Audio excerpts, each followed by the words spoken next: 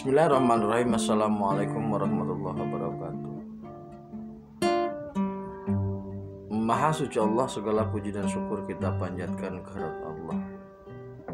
Semoga kita selalu dalam bimbingan rahmat dan ridho Allah Subhanahu wa ta'ala.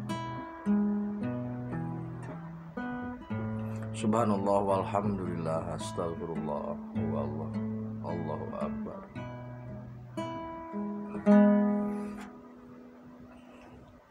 Kembali saya dari tim Raja Wali Nusantara. Kali ini kita akan melanjutkan Satrio Piningit Manggung.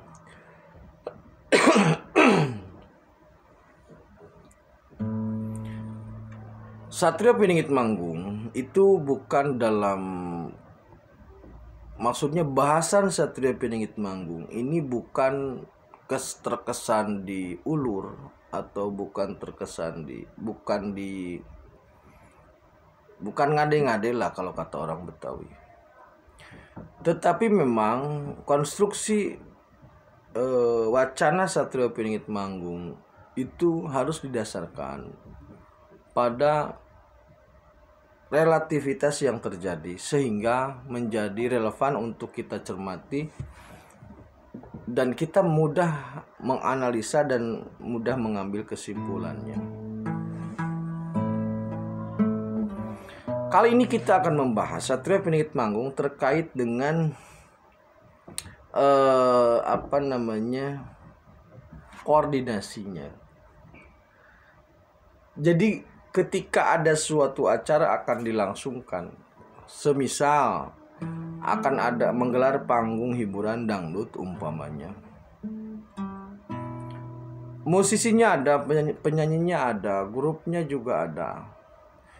Kontrak sudah diteken, kemudian DP atau fee sudah diberikan. Biasanya menjelang manggung itu panitia selalu melakukan konfirmasi ulang.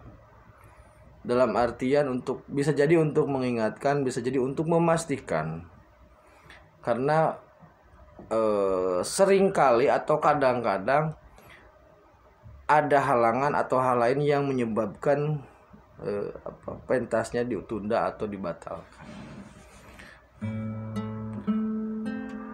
Jadi konstruksi Satrio Piningit Manggung kali ini lebih kepada koordinasi.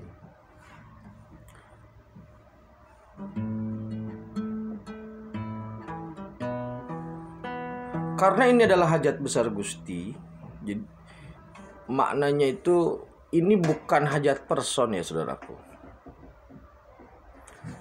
Tidak bisa ditanggung oleh seseorang. Karena apa? Yang pertama, secara manusiawi, secara fisik memang berat. Yang kedua, pada prinsipnya semua manusia ingin eksis atau ingin berbuat di depan Gustinya. Maka hajat ini menjadi peluang, atau bahasa lainnya, Gusti memberi peluang kepada hambanya, kepada makhluknya untuk andil. Namun karena keterbatasan atau karena sesuatu dan lain hal, maka Gusti hanya untuk starting pointnya, Gusti hanya mempersiapkan person-person yang memang dirasa cukup.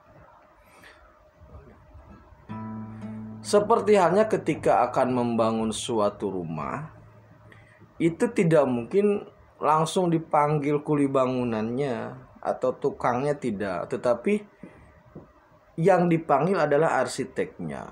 Setelah dari arsitek jadi, kemudian pemborongnya, baru nanti pada saat acara berlangsung banyak orang yang bisa dilibatkan.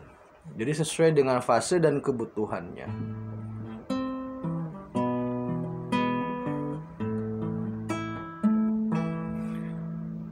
Nah, seorang SP atau seorang IM, saya meyakini dia mampu melakukan koordinasi baik terutama secara spirit. Karena sudah saya tegaskan bahwa hajat ke depan lebih banyak bergerak di spirit. Sehingga senyap atau silent operation lah gitu.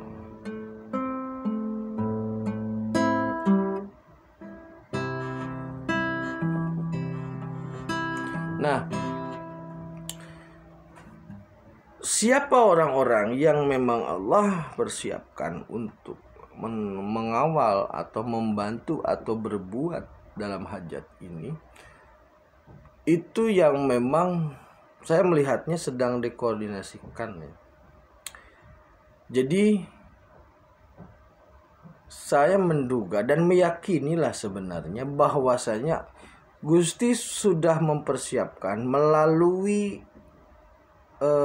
pamomong kesatria tanah Jawa, yaitu Kanjeng Sunan Kali, sudah mempersiapkan person-person yang nantinya pada saatnya itu akan menjadi bagian dari seorang SP itu. Entah di mana, entah bertebaran di mana, atau entah di wilayah mana posisinya. Yang jelas Gusti sudah mempersiapkan itu.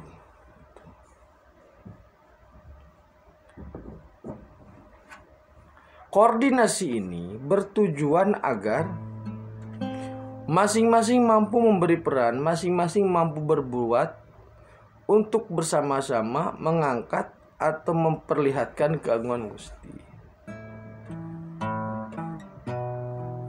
Karena pada prinsipnya besar ataupun kecil bagi Gusti Allah Subhanahu wa taala itu semuanya sama saja. Tidak ada istilah berat, tidak ada istilah ringan. Namun demi sunatullah yang harus berjalan, maka konstruksi fisik atau konstruksi kemanusiaannya harus dipersiapkan. Maka dengan itu jauh-jauh hari Kanjeng Sunan Kali sudah mempersiapkan hal itu. Jadi posisi Kanjeng Sunan Kali itu sama seperti Semar, pamomong kesatria Jawa. Karena pada saat ini kesatria-kesatria itu bukanlah sosok-sosok yang ansih dalam urusan perang, maka mereka dipersiapkan sesuai dengan bidang dan kemampuannya masing-masing. Dan ini saya melihatnya sudah dipersiapkan.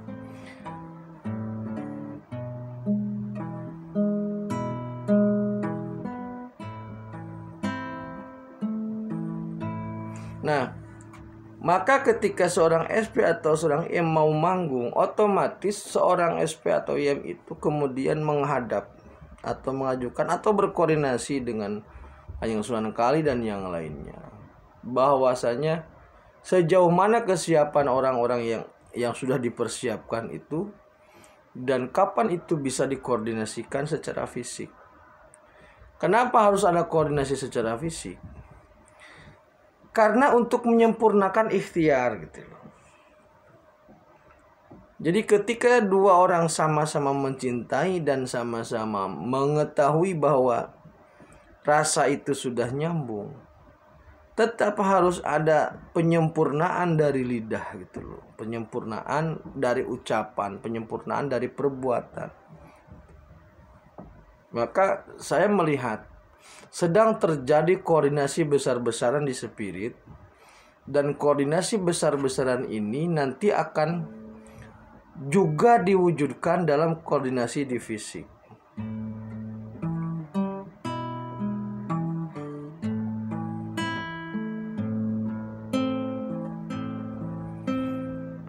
Koordinasi pasukan ini, bahasanya bukan pasukan ya, karena bukan perang, tapi maksud koordinasi ini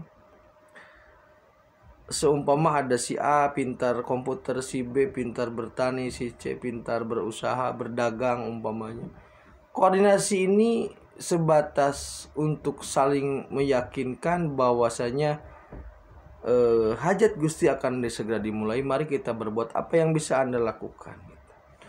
Jadi tidak ada penyeragaman untuk satu proses, untuk satu pekerjaan itu tuh tidak ada. Masing-masing berperan sesuai kapasitasnya.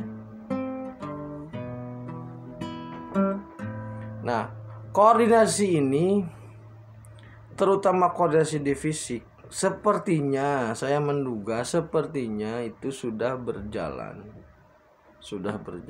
Tetapi memang karena ini hajat langit yang memberi karakter silent operation, tidak ada gembor-gembor atau tidak ada pengumuman. Semua berjalan sangat soft, sangat lembut, sangat natural, dan tidak butuh pengakuan Itu. Maksud tidak butuh pengakuan ketika seorang SP datang ke suatu tempat. Tidak butuh seremoni, tidak butuh ritual penyambutan dan sebagainya. Karena yang dibutuhkan adalah koordinasi secara fisik sebagai bentuk penyempurnaan dari koordinasi secara spirit. Jadi di spirit sudah bertemu, maka di fisik pun dipertemukan. Bahasanya seperti itu.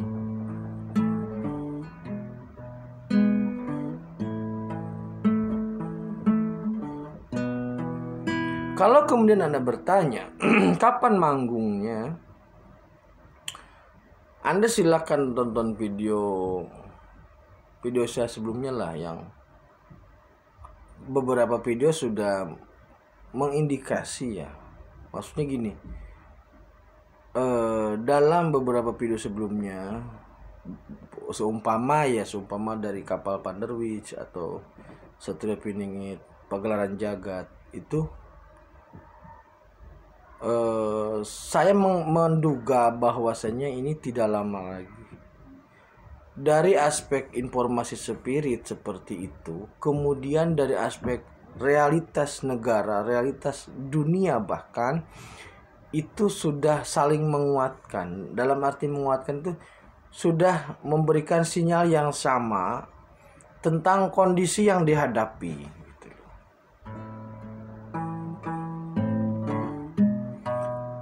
Nah, terus apa sikap kita, kan begitu ya sederhananya. Sikap kita sederhana, apa yang harus kita lakukan juga sederhana. Tetap sempurnakan, kuatkan tauhid, luruskan tauhid, sempurnakan ibadah, harmoniskan muamalah. Sisanya terkait dengan urusan SP, urusan IM, itu serahkan kepada Gusti. Maksudnya kita tidak bisa mengatur ini. Tapi kalau memang ingin menjadi bagian dari itu, maka yang punya hak adalah Gusti. Mintanya kepada Gusti. Jadi nggak usah dikejar-kejar, karena tidak akan dapat. Maka yang terpenting adalah menata diri, mempersiapkan diri ketika pagelaran atau panggung ini akan dimulai. Kita sudah menjadi bagian dari orang-orang yang mendapat berkah dari doa Allah Subhanahu wa Ta'ala. Demikian, terima kasih. Tetap tingkatkan iman dan amal soleh. Khairul kalam. Assalamualaikum warahmatullahi wabarakatuh.